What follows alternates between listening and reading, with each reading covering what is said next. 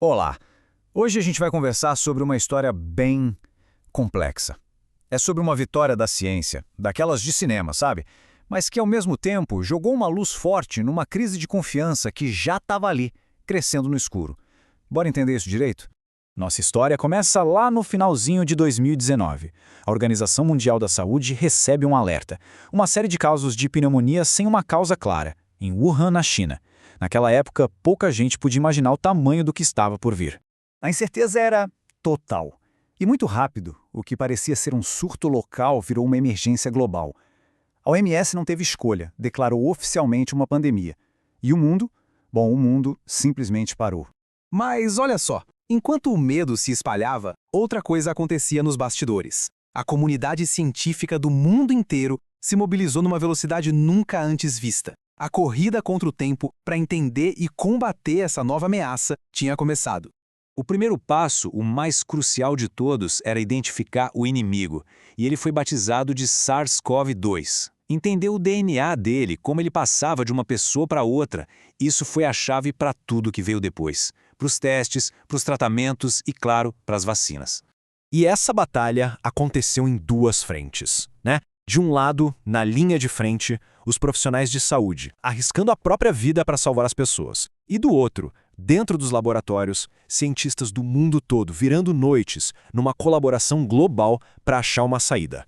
E o que é realmente impressionante aqui é a velocidade. Pensa só, um processo que normalmente leva uma década foi feito em menos de um ano. Do primeiro caso identificado até o início da vacinação, foi uma aceleração científica sem precedentes. E aqui no Brasil, em janeiro de 2021, a vacinação já estava começando. E todo esse esforço gigantesco, essa correria, valeu muito a pena. Ele marcou o grande ponto de virada na luta contra a pandemia. O número é astronômico, é até difícil de imaginar. Até março de 2022, mais de 11 bilhões de doses de vacinas contra a Covid tinham sido aplicadas no mundo. Foi uma das maiores mobilizações de saúde e logística da história da humanidade. E o resultado disso foi nítido. Uma queda drástica no número de casos graves e de mortes. Foi isso que permitiu que as restrições fossem aliviadas, que as escolas reabrissem e que a gente, aos pouquinhos, começasse a voltar a ter uma aparência de normalidade. Então parecia um trunfo absoluto, certo? A ciência entregou uma ferramenta poderosa e a saúde pública conseguiu implementar em escala global. Mas será que a história termina aí, com um final feliz? A resposta é um pouco mais complicada. Porque enquanto o mundo inteiro estava focado em derrotar um único vírus, uma outra ameaça à saúde pública, mais silenciosa e sorrateira, continuava a crescer. E esse problema não é novo, não. O movimento anti-vacina e a hesitação em se vacinar já era uma preocupação bem grande para os especialistas muito antes da Covid-19. A pandemia, na verdade, só pegou um holofote e apontou direto para essa questão. E os dados mostram isso muito bem. Vamos olhar o caso do Brasil. Em 2012, a cobertura da vacina tríplice e da polio era de 96,5%. Ótimo. 6 anos depois, em 2018, antes da pandemia, já tinha caído para 86,3%. É uma queda muito perigosa para doenças que a gente já considerava controladas. E aqui está o ponto crucial. O índice de vacinação de 2019, o ano logo antes da pandemia, já era o pior no Brasil desde o início do século. A crise de confiança não começou com a Covid, ela só foi muito amplificada. E as razões para essa queda são muitas e bem complexas.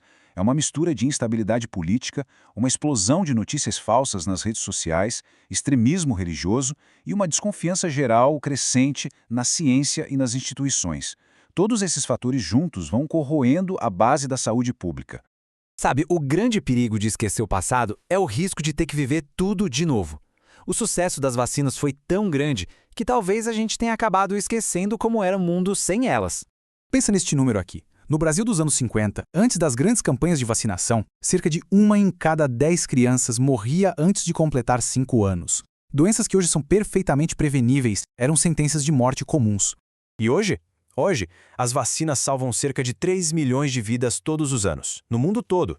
Elas são uma das intervenções de saúde pública mais bem-sucedidas de toda a história. E isso não é opinião, é um fato baseado em décadas de dados. E isso tudo nos leva à pergunta final. A pandemia da Covid-19 mostrou a capacidade incrível da ciência de responder a uma crise. Mas ela também revelou que a batalha mais difícil talvez não seja contra um vírus, mas sim pela confiança. A seringa nos deu a solução, mas o sucesso dela acabou expondo uma ferida muito mais profunda na nossa sociedade.